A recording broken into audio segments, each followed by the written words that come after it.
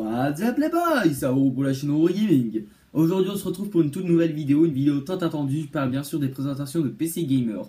Aujourd'hui on est sur un budget plutôt élevé, mais franchement ce sera un budget génial et un bon gros PC.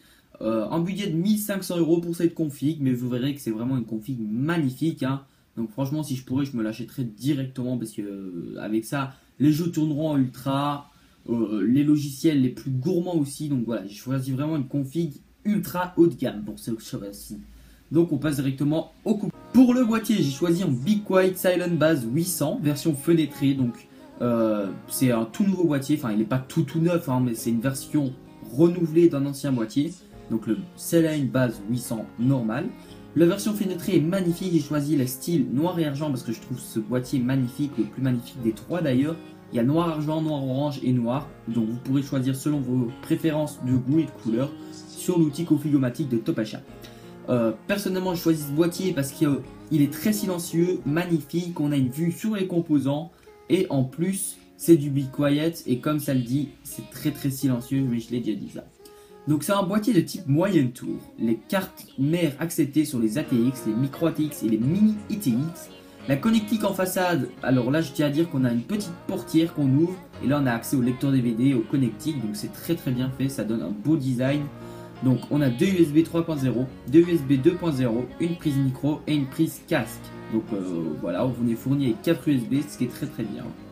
Les ventilateurs inclus, on en a deux en façade de 140 mm, donc juste en dessous des disques durs, des lecteurs DVD, donc sur le disque dur. Un à l'arrière de 120 mm, donc voilà. Emplacement supplémentaire, on peut en mettre deux en haut de 120 ou 240 mm et un en bas de 120 ou 140 mm. Donc on est très bien fourni en ventilateur et voilà, on peut en rajouter tant qu'on veut. C'est génial. On passe directement à l'alimentation de Cooler Master G650M. Donc comme vous l'avez compris, une alimentation de 650 watts. La puissance 650 watts. Le rendement est de 80 plus bronze, donc une très bonne alimentation semi-modulaire, donc génial. Pour le processeur, on passe à un Intel Core i7 6700K, donc 6700K en gros, avec le tout nouveau chipset Socket LGA 1151, donc un très beau processeur, j'adore les nouvelles boîtes en tout cas. C'est un processeur qui a une fréquence de 4 GHz et en boost de 4,2 GHz. Nombre de cœurs 4, nombre de threads 8. Vous allez me dire pourquoi tu as pris un i7, tout simplement parce que je voulais tester ce nouveau i7 et en plus il sera très bien pour ceux qui font des vidéos YouTube ou ceux qui font de la rendement 3D et tout le bazar, donc il sera génialement bien fait pour ça. Ensuite nous passons à la carte mère, une MSI Z170A Gaming M3, une toute nouvelle carte mère en socket 1151 qui est magnifique, hein, franchement elle est géniale, elle est magnifique et il n'y a que ça à dire, hein. Si vous n'aimez pas cette carte mère là, bah, je vois pas ce que vous aimeriez alors, hein. C'est une carte mère de type ITX, chipset Intel Z170 et un socket 1151, donc une très belle carte mère, hein, magnifique, super pour l'overclocking, donc génial. Avec un thème rouge et noir bien sûr. Pour le water cooling, j'ai choisi un Corsair H75, donc on ne le présente plus, hein, c'est celui qui est utilisé partout quasiment, donc voilà. Vitesse de ventilateur 2700 tours par minute et le water cooling est autonome. Donc voilà, c'est pas un water cooling que vous montez vous-même en mettant le liquide et tout le bazar.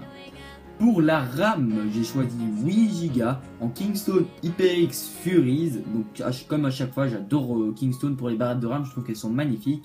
Donc la type de mémoire DDR4, fréquence 2666 MHz, norme PC 213000. Case 14 et le low profit, donc ce qui veut dire qu'on met 2 barrettes de RAM, ce qui rendra un rendement de capacité beaucoup plus élevé.